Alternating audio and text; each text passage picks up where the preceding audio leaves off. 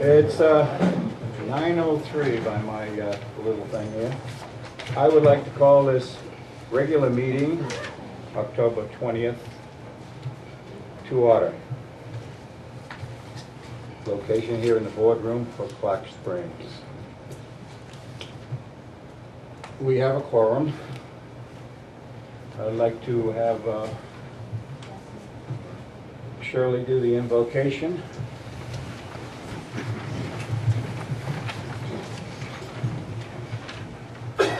Bear with me, please. Our gracious and loving Heavenly Father, we thank you so much for another day of life, for this beautiful place we live, and the beautiful weather we are enjoying. Please bless those that sit around the table this morning, dear Lord, and help them to make the correct decisions for the betterment of Fort Clark. Help us all, dear Lord, to work together and to enjoy the life that we have here at Fort Clark. Please bless our servicemen and women the world over, and bless all those that need your help this morning.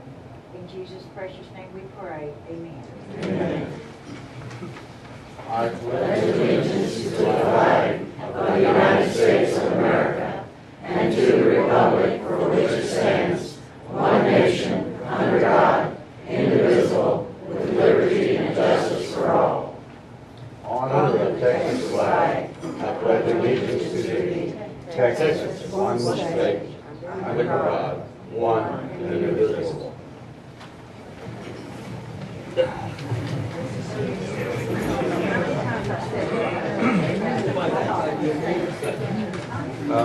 We have some correspondence.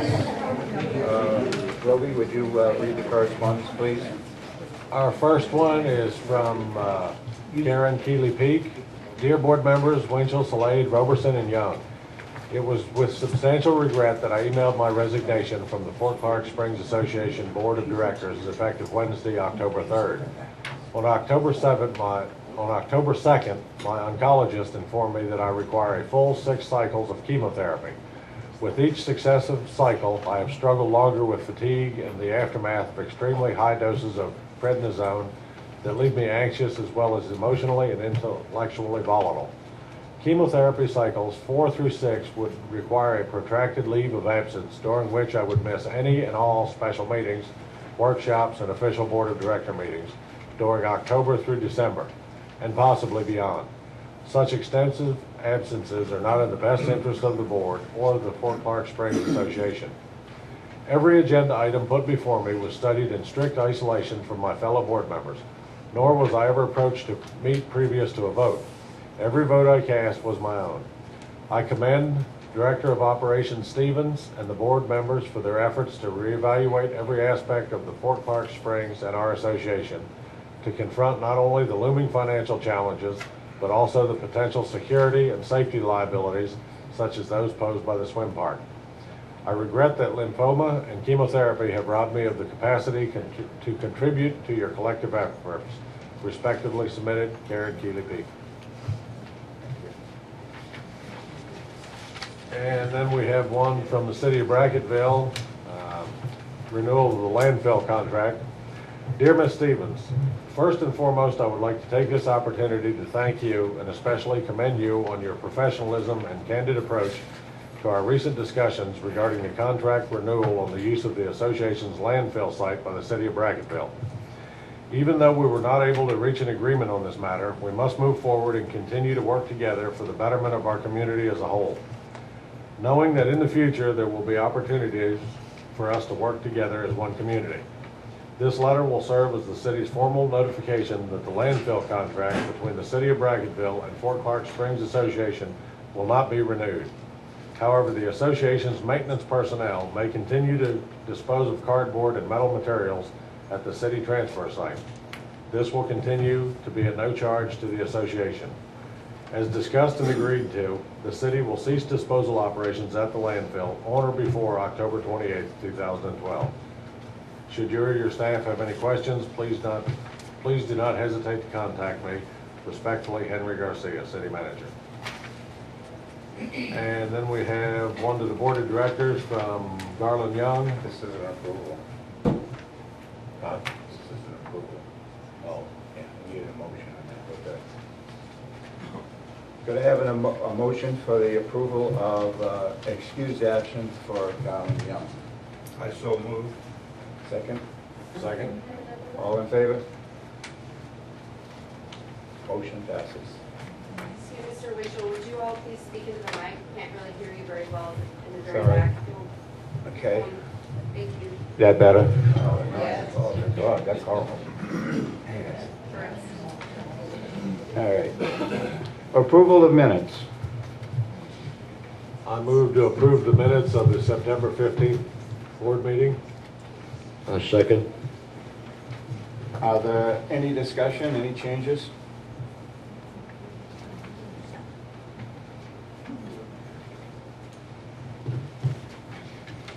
No? All in favor? Motion passes. Discussion of the financial statement.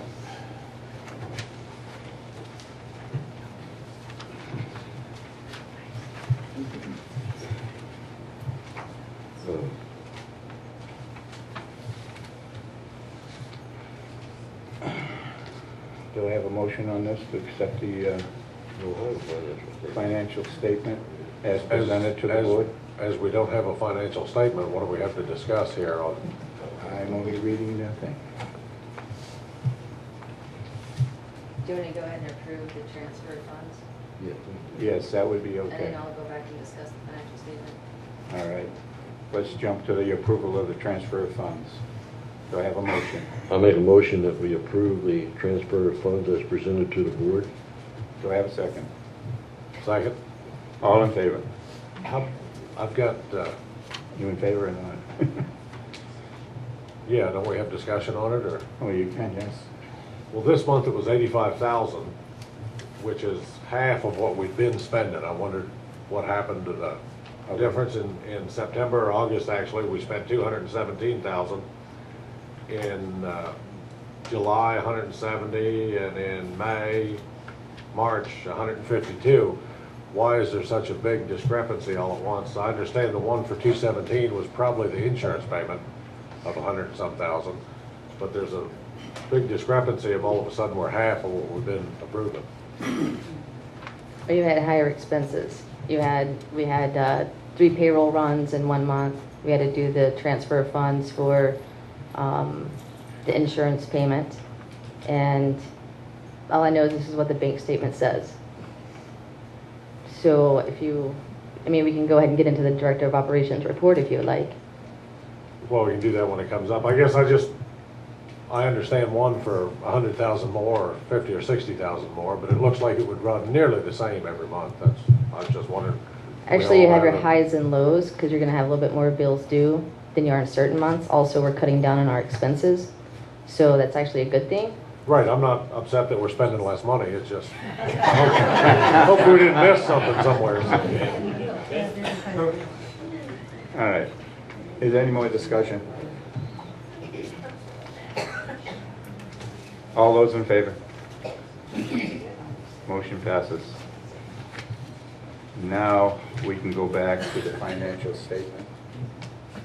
I'll go to Jody. So, as everyone knows, we're going through lots of changes. Some of those changes are we have lost our accountant, which has been replaced as of last Friday. We have a new employee. Her name is Carla Newsom, who is a fantastic person who I think is going to be a perfect fit for the position. with that, I think anybody who's been following these meetings for the past 3 months is, and then probably for the past few years, if you guys have been here for quite some time, our financials have always kind of been a little bit confusing. And part of my job here in the past 3 months is I've been uncovering every stone that I possibly can uncover. And with that, there's more messes. And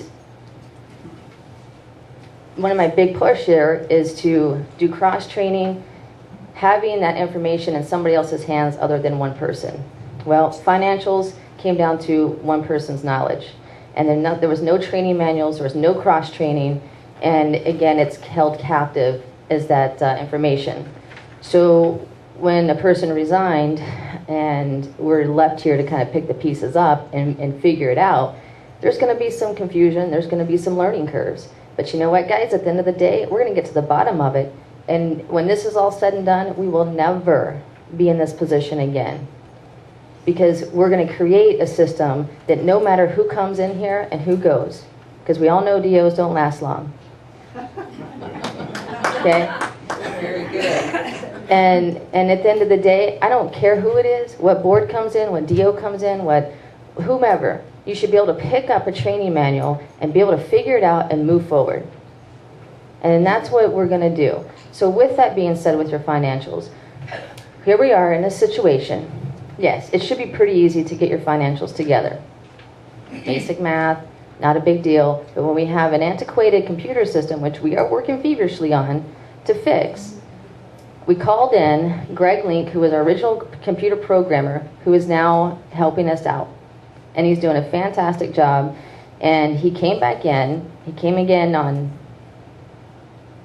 Thursday. We stayed up here till 10 o'clock at night working on financials to close out your fiscal year of last year.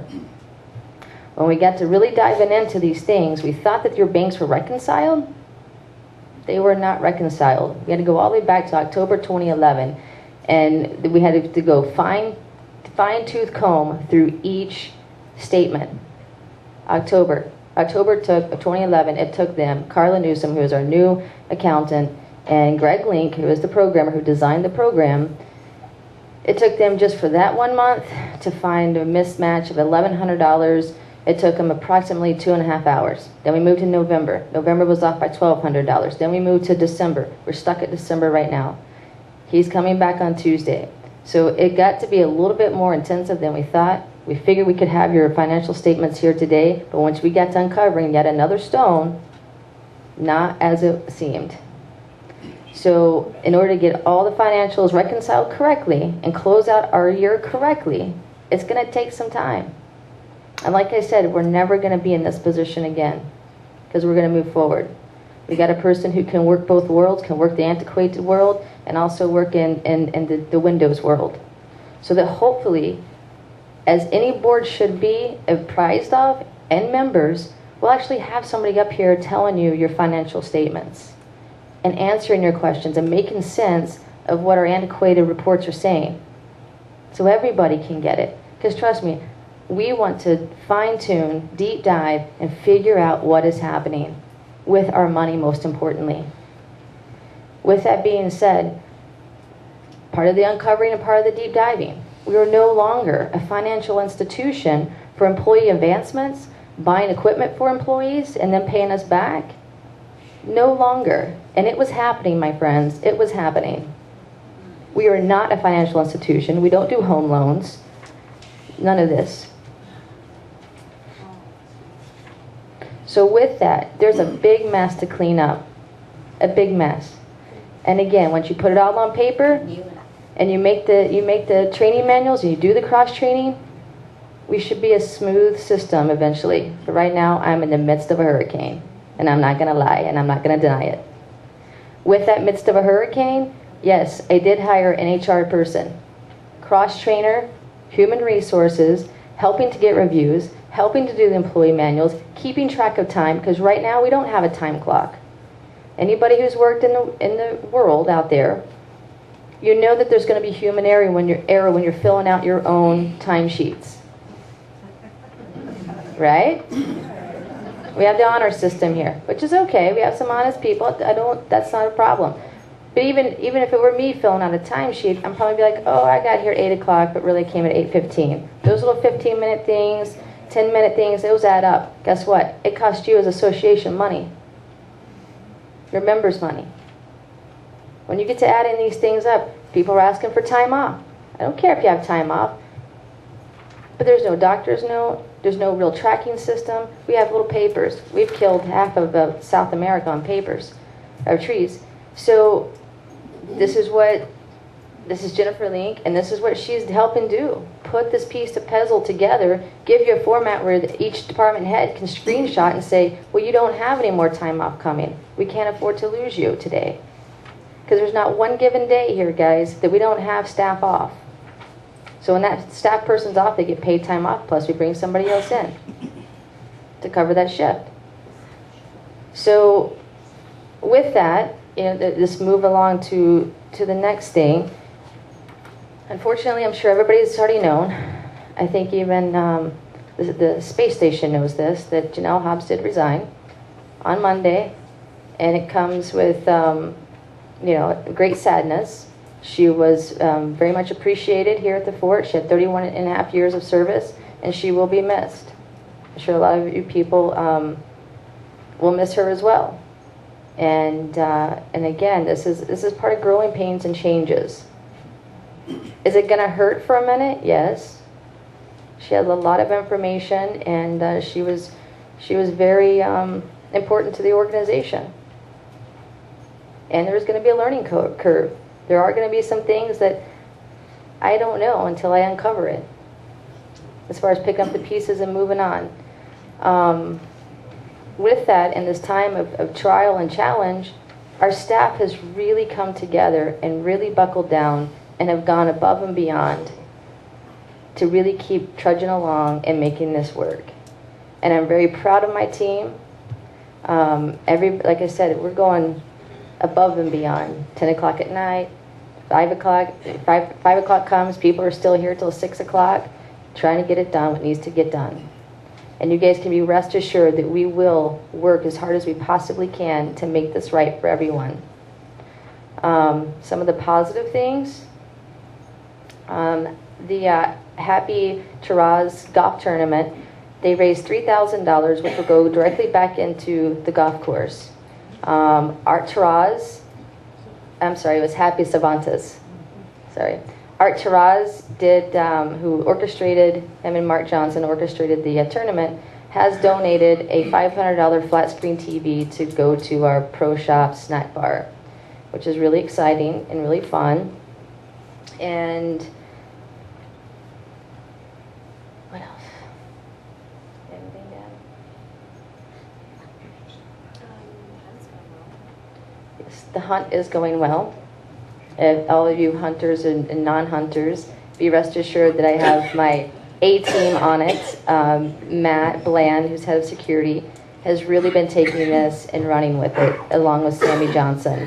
We want to keep everybody safe and comfortable, that you know that where our hunters are, so that you don't come across into a dangerous area. I think we currently have taken 21 deer, no bucks, no axis yet. And if any of you who were not here on Wednesday, we kind of touched on some of the topsy-turvy of the ecosystem with our deer, and they have different patterns. We have fewer bucks than we anticipated. I don't know what really went on last year, but definitely don't have near the bucks that we did last year. So, other than that, I think that's it. You guys have any questions?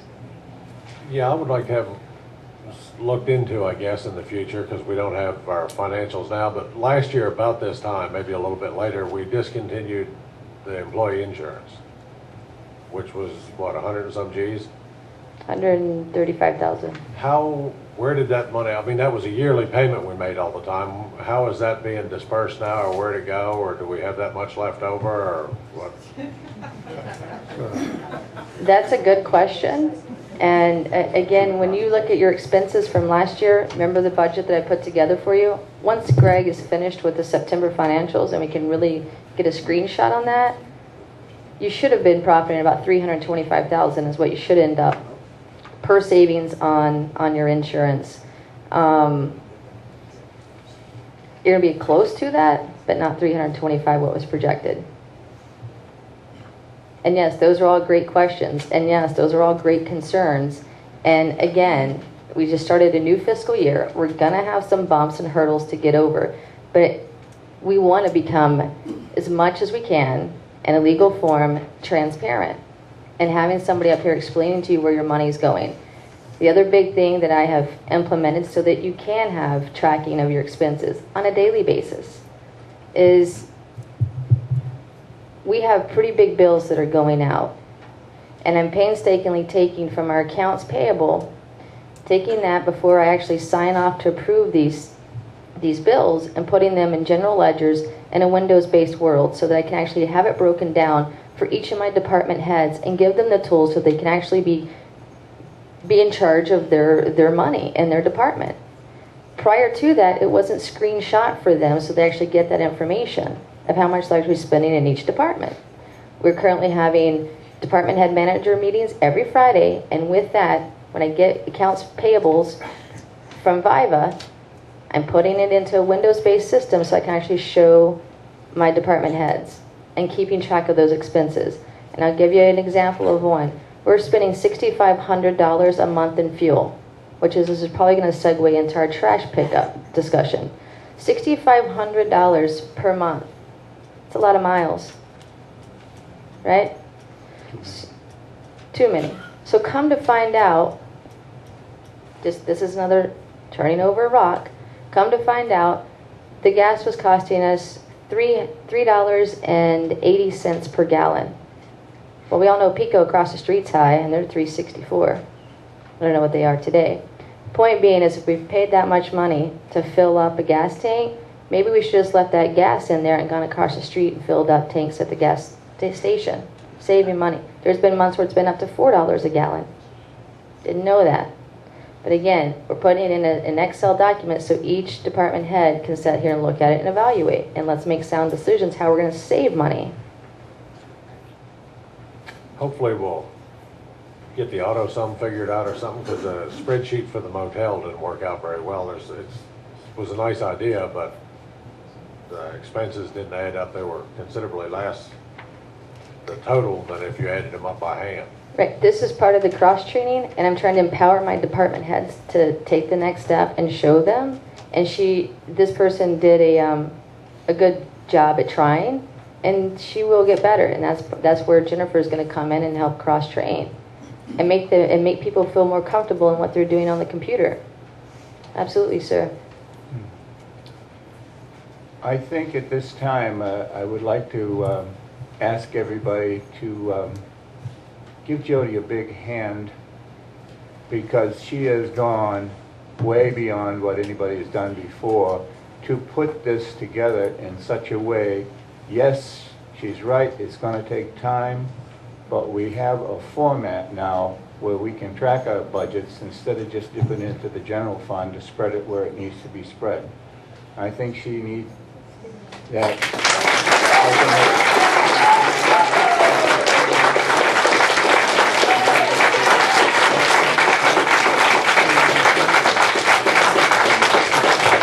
Thank you. Moving along, I'm not going back to the financial statement. We'll go on to our committee reports. Architectural.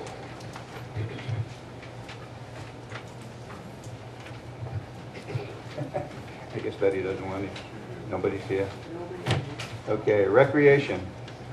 Yes, we are continuing our potlucks monthly on Monday, right? Last Monday. The next one will be our Thanksgiving potluck. We invite all of you to come. The committee will be providing the turkeys, and y'all bring the trimmings, and we'll just have ourselves a good time. When is Thank it? you. What's the date? It's the third Monday of the month. Have my calendar ready. RV. Good morning. We had the best month that we've had all year in September at the RV park. We took in a total of $23,915.50, and our see, that is compared with that is $19,463.65 more than we took in last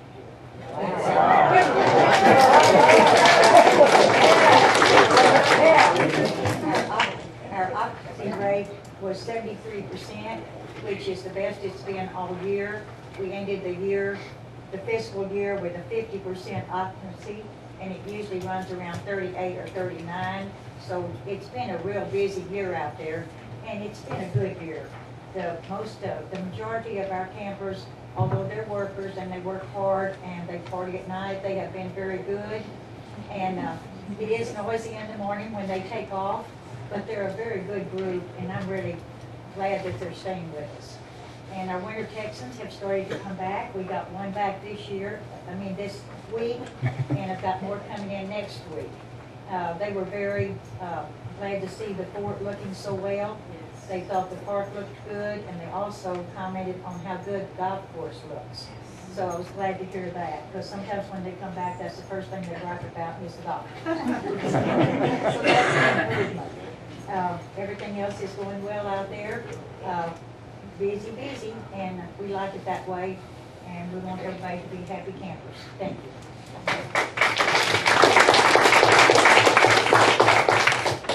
Golf? Well, thanks for the plug. The golf course is looking good. Hole 10 is now open and it's wonderful. If you've been down to the course, you'll notice that they're painting the pro shop to match the rest of the fort colors. It looks so much better than that really ugly barn brown. We're working hard on it. Next weekend is the end of month tournament, which is going to be combined with Oktoberfest with German sausages and all that kind of thing. Next month, I think it's on the 17th, they're having a turkey shoot tournament with turkeys as prizes. So there's more information in the golf course if you want to sign up for either one of those tournaments. Again, proceeds are going to go toward the golf course and toward the new sports pub type thing that we've got going on in back of where the old restaurant was. So we're really hopeful that's going to open around the end of the month, 1st of November still? Yeah. Yes. So, and thanks for your support. We're getting a lot of nice comments from people who are just visiting on the fort about how good the golf course looks and how good the fort looks in general as you come in Fort Park Road. So. Thank you. Thank you. Preservation? You know, this should be renamed as the building restoration, not preservation. But anyway, we didn't have a quorum this month. So you didn't have a meeting? So we're going to have one later on. The reason I asked her is because I wasn't there either. I was in Cuba. Thank you. Community Council. I can't report too much on the community council meeting since I was likewise in Cuba. But we are putting the word out that as a special project, Cavalry Brigade needs to get together. Any volunteers are more than welcome. We're going to have a cleaning bee up at the golf course restaurant and get it ready for Oktoberfest, which is the 27th. So we need to have a work party before then, and hopefully to go forward with getting it open soon. That's community council choose. Anybody who's willing to volunteer, You have a sign-up sheet you need? Do I have a sign? I don't. When are you going to do it? Well, I haven't decided until I hear what kind of people are, when they're willing to do it. Is Chris here? No. Okay. Monday, the golf course is closed. In my scheme of things, doing the cleaning on a Monday when there aren't a lot of people coming and going would be the most ideal, because we can work without interfering with anybody using the golf course or the facilities. If people are good with that, Monday will be a good day, either this Monday or the following Monday. Just give me a call. I want you to put a sign-up sheet and say next Monday, and that means everybody Yeah, signs. not day after tomorrow. Not day after tomorrow, A but week from Monday. Yes. If you'll put a sign-up sheet, people can know what to do. 27th has got to be this Monday. So it's got 4 days. It's got to be done. All right, we'll be in Monday, 29th. This Monday. What time? What time? We'll be there the 22nd. All right, Monday, 9 a.m. 9 a.m. at the golf course. Boy, that got accelerated. My plan to be scrubbed. We can get cleanup material from the cavalry brigade supply in Chapel. I will gather it. If you have, say, brooms or long handled dusty bags, please, yes, that would be helpful. But we have cleaning materials. Are you done? Yes, I'm done, thank you. Do you want to do the recycling, or do you want me to do it? Recycling is busy. I would like to note that in spite of Practical not renewing their trash and garbage agreement, we are still inviting everyone in Kinney County to recycle, because the more we recycle, the less goes in the landfill, the longer the landfill lasts, and the less money Fort Park spends on digging cells. We sent a load about the beginning of October or the very end of September. We have 12 full again already. So as you can see, the pace goes on. We expect with the winter Texans now returning, it's going to get even more busy. And I'm looking forward to some of our winter Texans volunteers being back to give the people who have worked so hard all summer long a little bit of a breather. But yes, the program's successful, and we're just at a new contract turnover with CTRA. So that means that we've been in existence for 4 years. And it's an idea that's thriving. I guess you could say that it's still in the planning stages. We still have a lot more to go with it. We need things to make it easier for us to take and recycle, like a compactor, you know.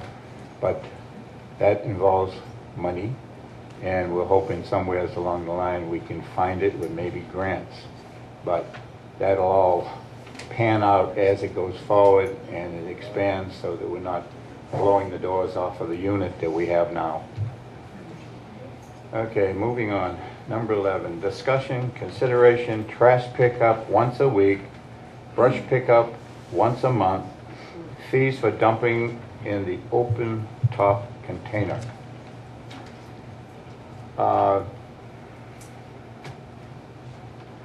This idea came about primarily between her and I, meaning Jody.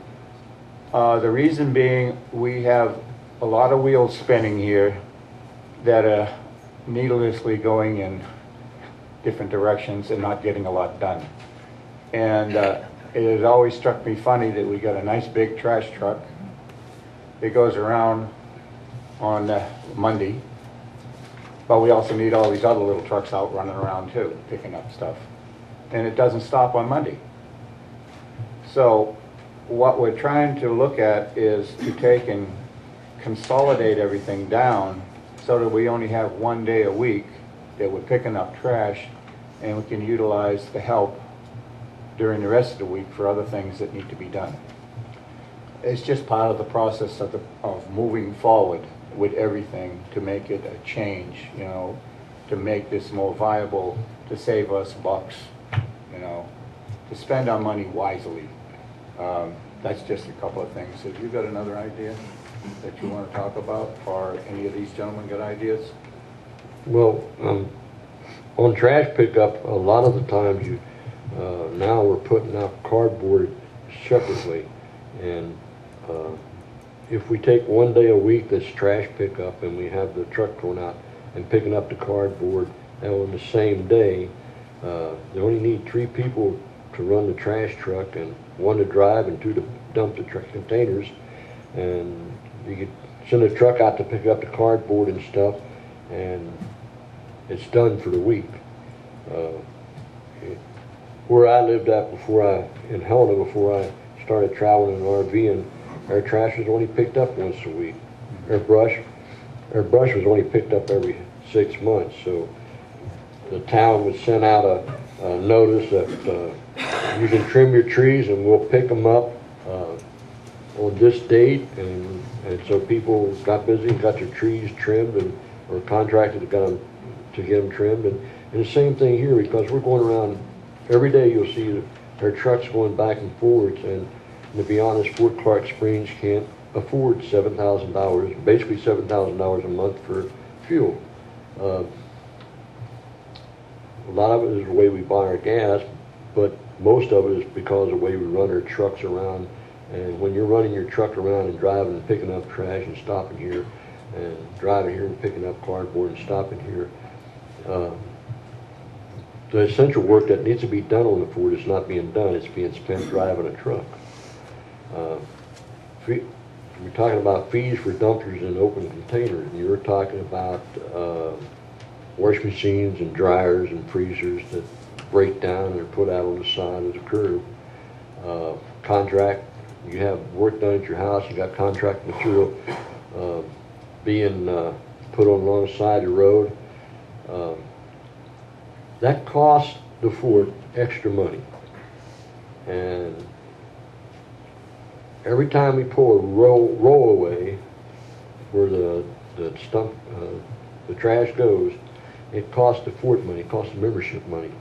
And what we're asking, or what we're saying is that in the town that I was from, they didn't pick up your wash machine and your dryers and your contractual charge. If you're doing the work yourself and you got an extra, you're putting sheetrock and stuff like that alongside the curb, in my opinion, I think, if you're doing the work yourself, there should be a minimum fee because it's an extra trash pickup. If you're putting your wash machine and dryer in there, we pick it up, we got to figure out how to get rid of it. It's an extra cost. The open container, the trash we put in the open container, or the rollaways you talk about, that averages anywhere from $5,000 to $7,000 a month that cost us, and a lot of that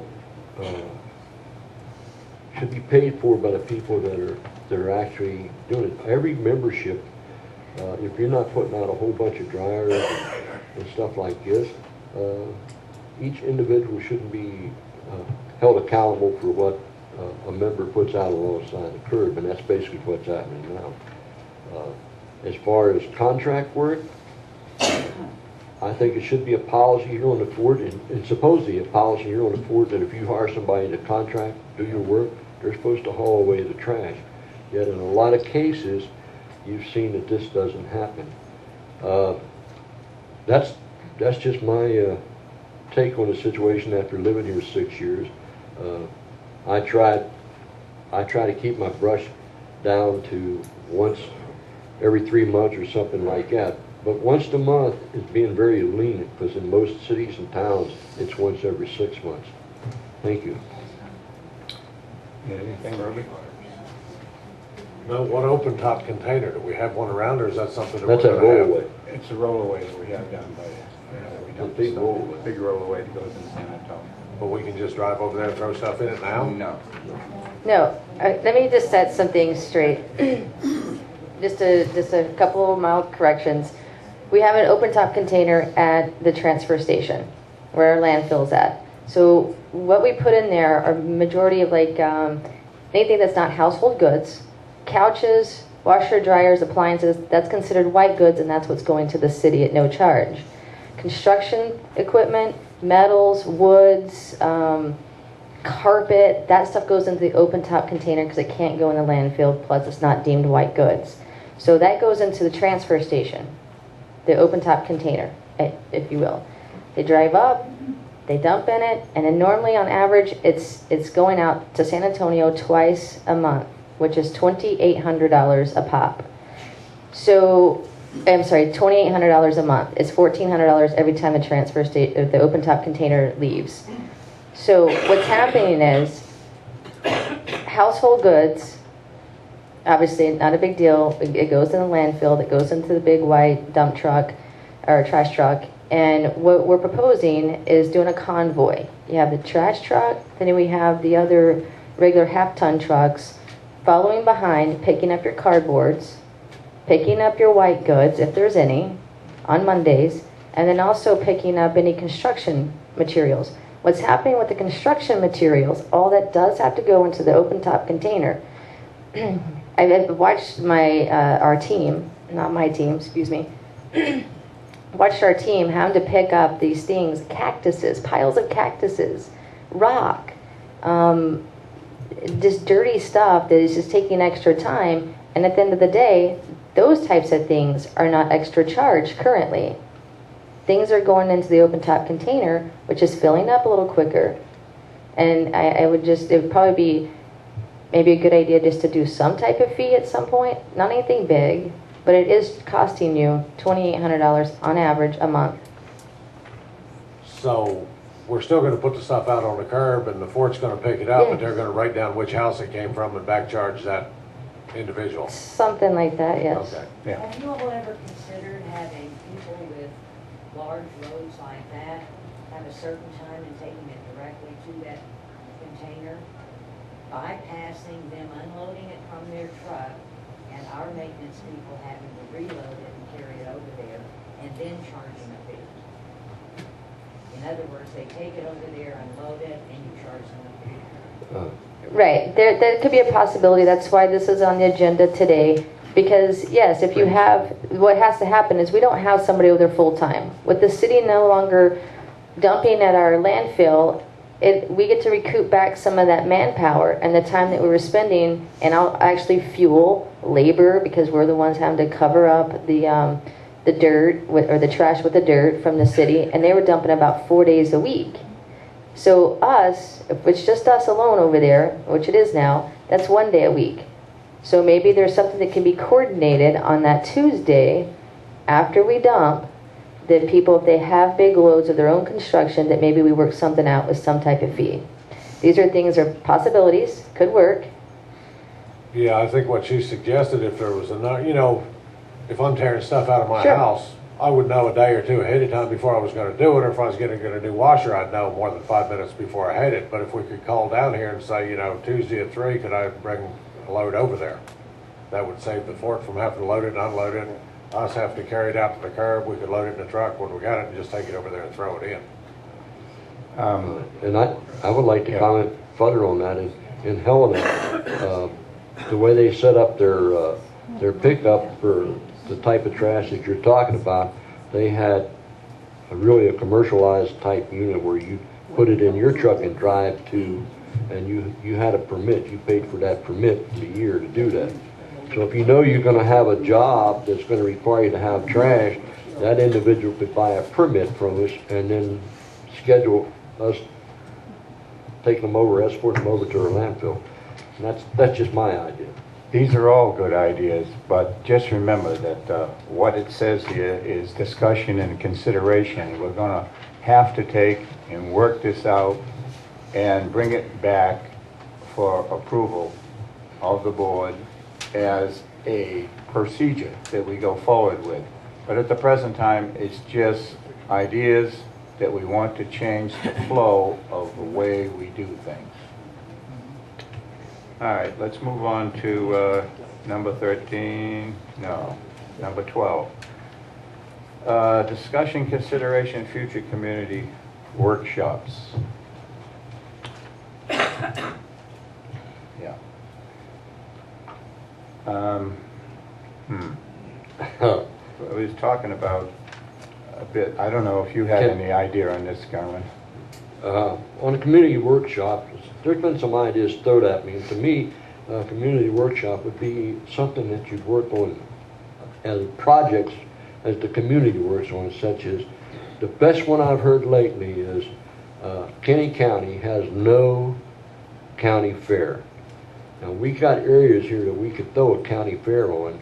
We'd have to work the ins and out of it with the Aero group and stuff, but the airport is way bigger than you need to throw a Kenny County fair, and we could make money on it because you charge admission to your fairgrounds. And in most places I've ever been, you pay admission to your fairgrounds.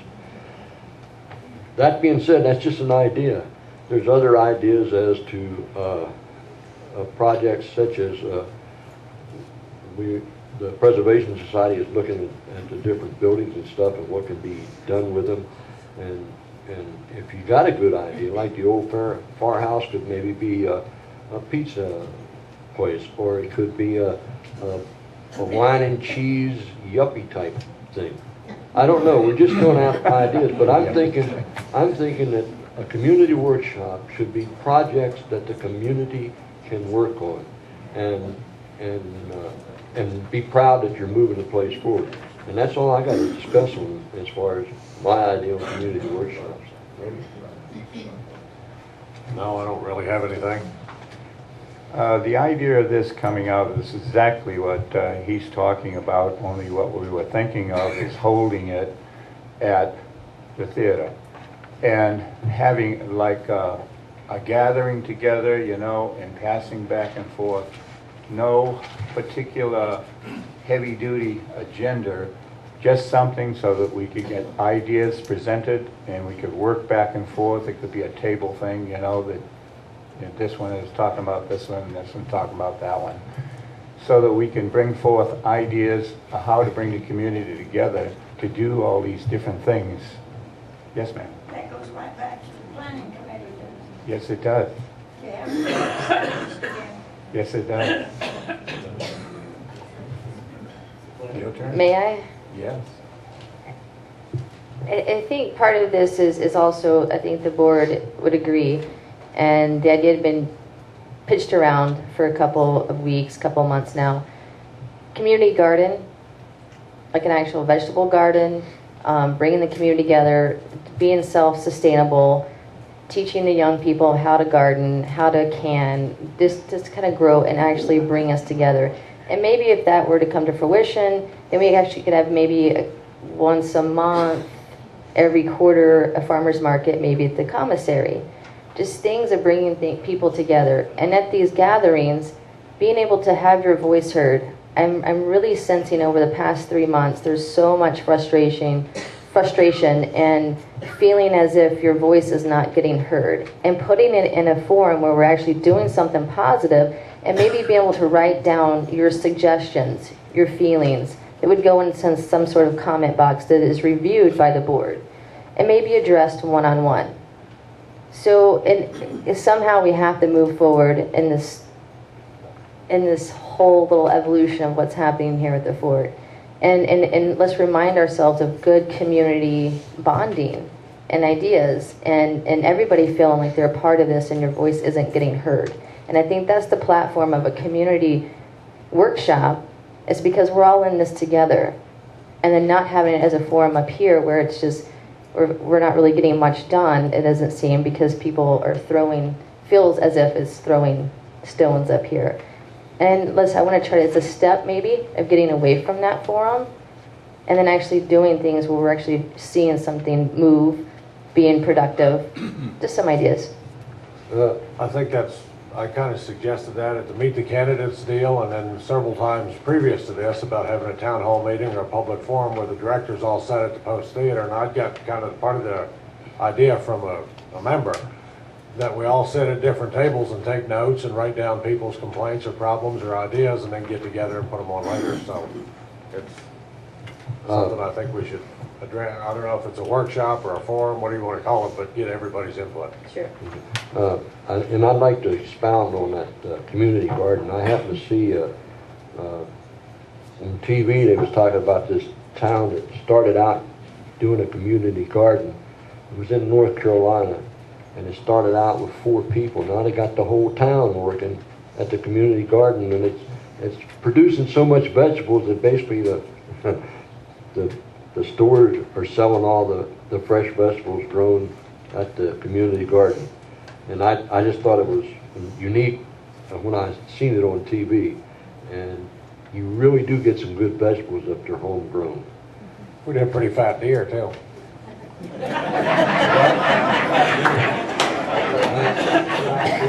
Back there. Well, we'd have to put a fence around that community garden. Well, fortunately, we have an area that has a fence around it. It just has to be brought together, and we could use it. And that is side of the recycling. There's a huge amount of space there. So it's something that we can really explore and look at the various ways we can handle this. Any further discussion? Ralph, you got anything? All right. Discussion, consideration, appointment of independent auditor for 12-13 season. Yes, ma'am. Go ahead. Well, the reason it's got put back on the agenda is because you tabled it last month, and we just need to go ahead and identify the auditing firm. And why it got tabled is because Randy Galloway had offered himself as an independent contractor and maybe suggest us getting another auditing firm. However, things have transpired since then, and I'm just recommending that we go back with the firm that Randy is associated with, which is Hardin and Newsom Certified Public Accountants, who's been doing it for the past few years. Any comment? Well, I agree with the director of operations. They've been doing it for quite a few years. They're familiar with their bookwork, and with the new person that we hired in accounting, I feel confident that the charges for doing the paper to audit our books would be a little bit cheaper than it has in the past, because our accounts will be reconciled, and all they got to do is do the bookwork. I recommend that we use the accountant we used in the past, Newcomb? Hardin and Newsom. Hardin and Newsom. You want to put that in the form of a motion? I'll put that in the motion, that we use Hartman and Newton as the auditors, since they're familiar with their bookwork. Do I have a second? Second. Any further discussion? Have we explored anybody else to do the auditing work, or just that firm, or?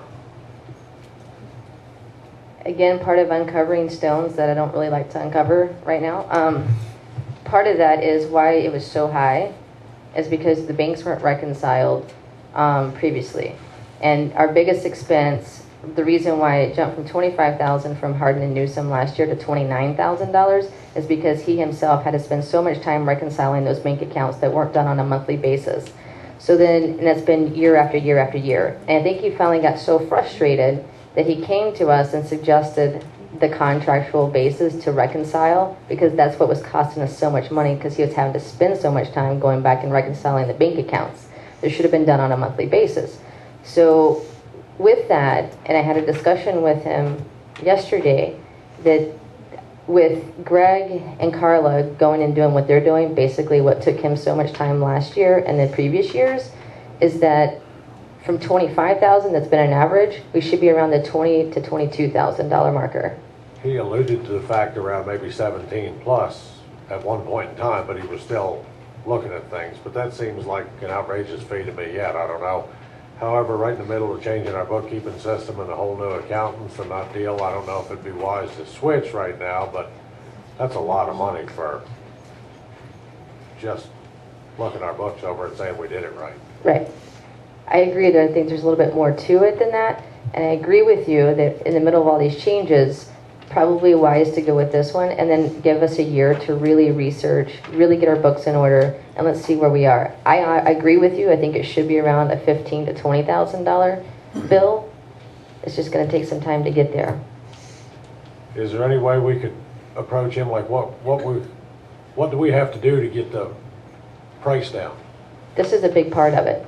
With Greg helping us and going through the system, that is going to be saving us a lot of money. And then going forward, Carla will be doing it on a monthly basis, so we won't have to go back, and each month will be zero balance. And was I to understand the lady we hired to do the books has a master's degree in accounting? Not a master's degree in accounting. A bachelor's degree in accounting. I don't think this is appropriate forum to discuss her personnel issues or personnel file. And I'm not going to, she does have a master's degree. I was hoping we could get our books in proper order. You will get your books in proper order. This is not the forum to discuss personnel. Any further discussion? All in favor? Yeah, well, you got the second. Motion passes. All right, do we have anybody sign up out here? I don't know, do you sign up for discussion or the sign in for being here? That's discussion.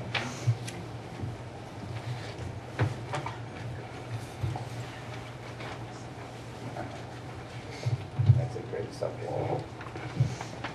All right, we're going to our 15-minute discussion period. And we'll start off with Judge Martin. Remember that this is a short one. You got 5 minutes. This again has to do with the CCNRs in Unit 15. After Jody became director, we gave our problem to her, hoping she would take care of it. Well, on August 20th, she wrote us a letter stating that on August 8th, these people were sent a letter to comply with the CCNRs of Unit 15. It stated that it has come to the fort's attention through reports and complaints that your property is in need of maintenance. There's garbage in the back of the property, including a broken down golf cart, building materials, and other garbage, which cause an unsightly appearance. Furthermore, there's an abandoned vehicle or vehicles on your lot that must be removed, as the Unit 15 CCNRs state that vehicles shall be restricted to be operable and carry the proper state license. If we do not hear from you within 30 days from the date of this letter, we will assume that you do not intend to comply. Be advised that a special assessment of $25 a day, not to exceed $200, may be imposed from that date, and further actions then will be taken. We arrived back on the fort on October 14th. The old broken down golf cart and the old abandoned vehicle is still there. I don't know why you haven't taken further actions, because according to the Unit 15 CCNRs, the fort can have that things removed. And Lot 146, a few years ago, the fort removed a bunch of stuff that was there. So I know it can be removed by the fort. It'd be nice to see this resolved once and for all. We've been working on this for nearly 3 years, and nothing ever happens. You just do not enforce the CCNRs here. Why not? Let me just back up. You just said you've been working on this for 3 years. This is my 3rd month, ma'am. I know, but what I'm saying is we have been working on this for 3 years. How about keeping your voice down a little I bit? didn't say you were working on it for 3 years. I said we have been. Well, no, that's what I'm saying. I'm pointing that out. Yeah. You've been working on it for 3 years, and now you're personally attacking me. But there's a process. Do you want to answer this about architectural? We've went through the architectural, through Okay. different boards, through different managers. And what I'm saying is you said that you would take further actions. In writing you said that, and you haven't. Yes, ma'am. And thank you for your comments. I appreciate that. And unfortunately, there is a process. And when it comes to broken down vehicles, yes, they did clean up around their property. When it comes to her Volkswagen bug, or van, whatever it is, it's an antique. And then our CCNRs need to be updated. We have discussed this in architectural. We've brought it up with the board. Our CCNRs, once again, there's another problem where it's antiquated. We can only do so much legally, ma'am. And then when it comes to certain issues, it comes to where you maybe have to go file a complaint with the sheriff. So, but as it is right now, she has made attempts, as far as I'm aware of, that she's cleaned up. However, when it comes to what it says in our CCNRs, that we can go in there and take away her vehicle. Well, by law, we can't do that. That was written in the 1970s, and we can't do that. Well, then the CCNRs need to be changed. Yes, ma'am, absolutely. But they I do. know you can do it because of the fact that in the Lot 146, when people left and left freezers and refrigerators for rotten food, the fort came in and removed all those things and a bunch of trash. Again, we're working on this. This is a work in progress, and we will get there and do what we legally can do at that point. I am sorry, but I just wanted to restate the fact that you've been working on this for 3 years, and your anger, And that's again, what this is I the part where I'm said, trying to 3 move years. forward. I can't take everybody's heat that things weren't done. I understand your concern, and thank you, ma'am. I appreciate But that. when you write a letter to us saying that it would be resolved. We resolved it in a legal matter the best that we And- could. and you haven't yes, done ma'am, it we yet. did. And thank you. Thank you. Georgia, vehicles on Fort property or? They pulled it up behind their house. It's on that resident's property. It was on the forest property. All right. Next person. Be sweet. Many of the meetings, I appreciate all that you do.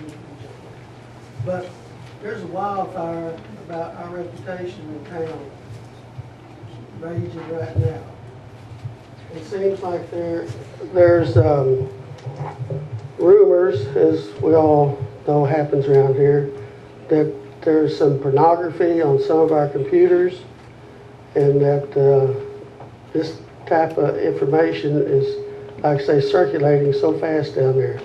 I don't know if this is true or not true, but I think you gentlemen and ladies should look into it. If there is such things like that on some of our computers. Are you talking about the association computers up here, sir? That's what the word is, yes. So if there is something like that, God, that's a smile just like Biden. Things happen, it's not funny. I know it's not funny, but I go in most of the offices quite a bit since I sign checks. Yeah. And I've never seen any computer. Well, specifically, this is one at the golf club, that's what I hear. So it's up to you, you do what you want. But if something isn't done, I will do something.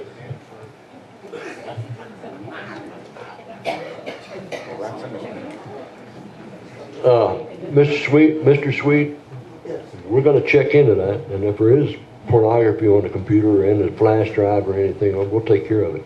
That sounds good. Brian, please. Black. Before I speak, I'd like to give a few members a copy of my notes I have here. It's regarding the boys shooting sports we have leased permit. And then I'll read it so all the members can hear.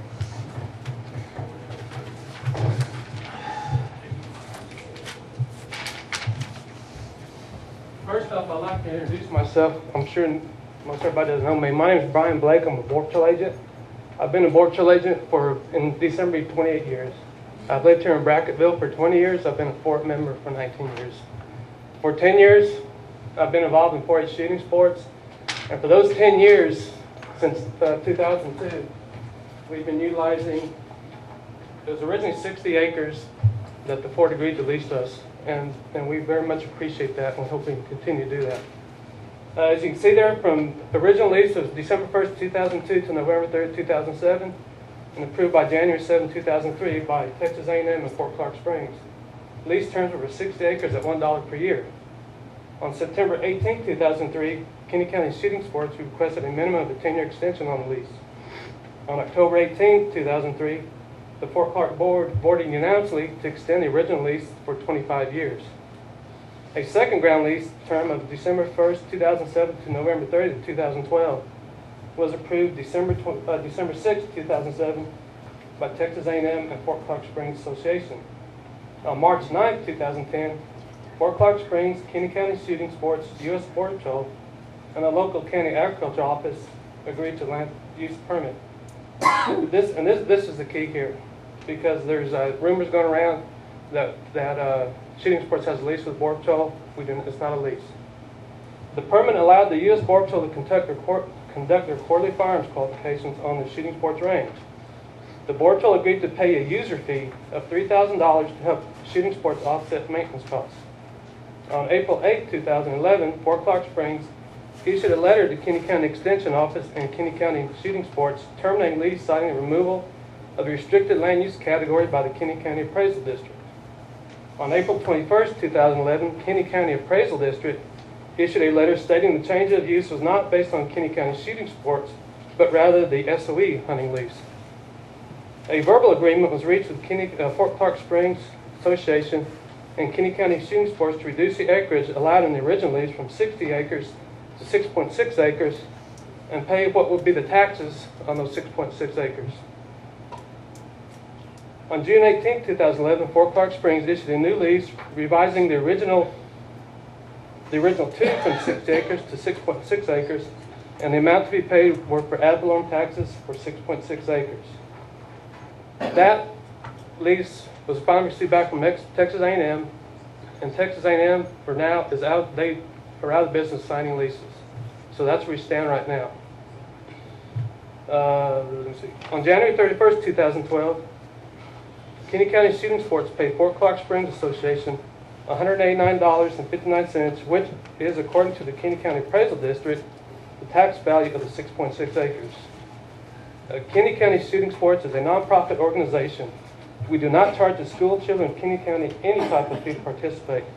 All coaches, which I'm a coach, Mr. Phil Cox is a coach, Jeff Duncan is a coach, and I have 2 more new coaches certified. We're all Board Patrol agents, and we're all Fort Clark members. All coaches and helpers are volunteers. All monies received are used for insurance, supplies, equipment repairs, competition entry fees, and range maintenance. Thank you. Thank you, sir.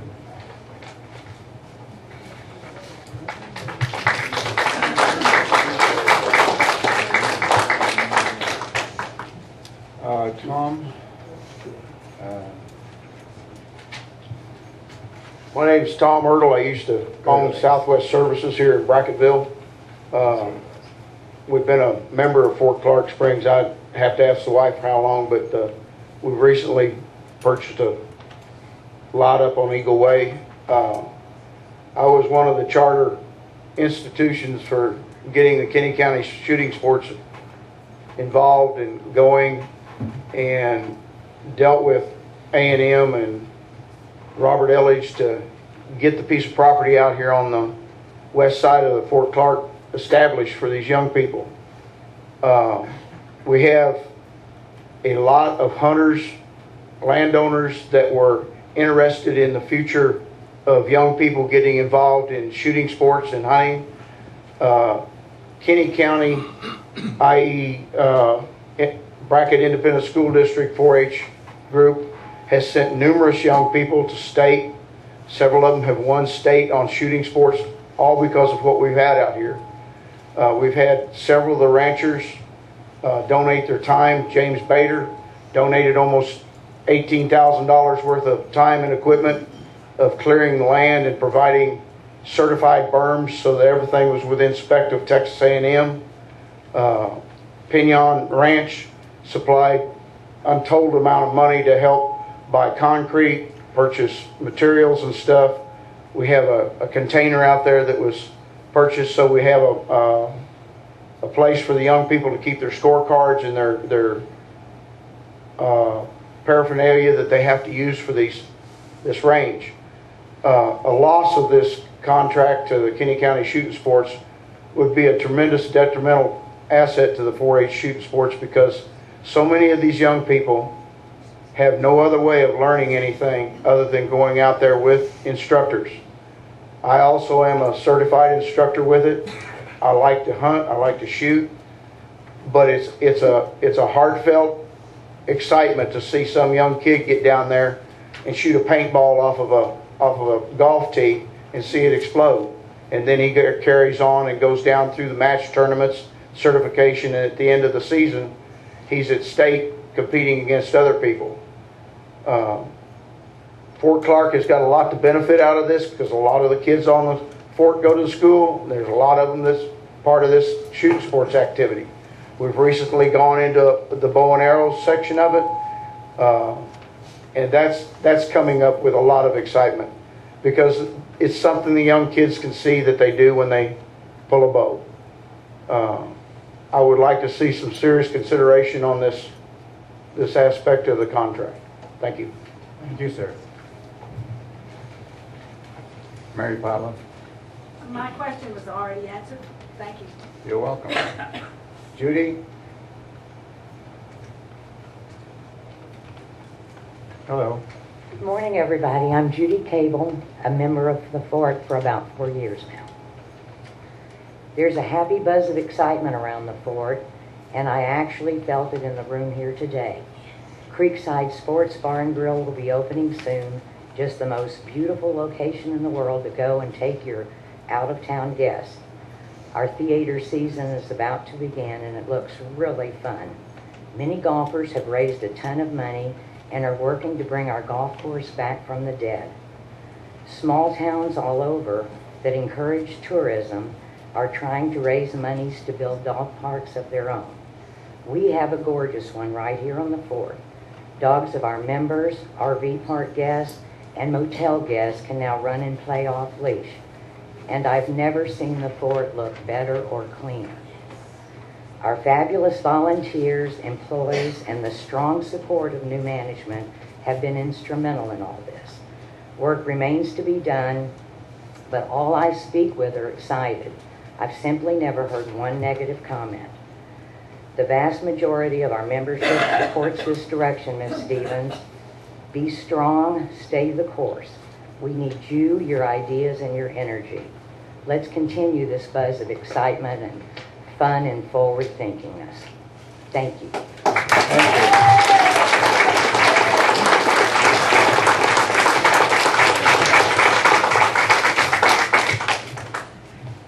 It's now 10:12. We're going to recess to go into our executive session.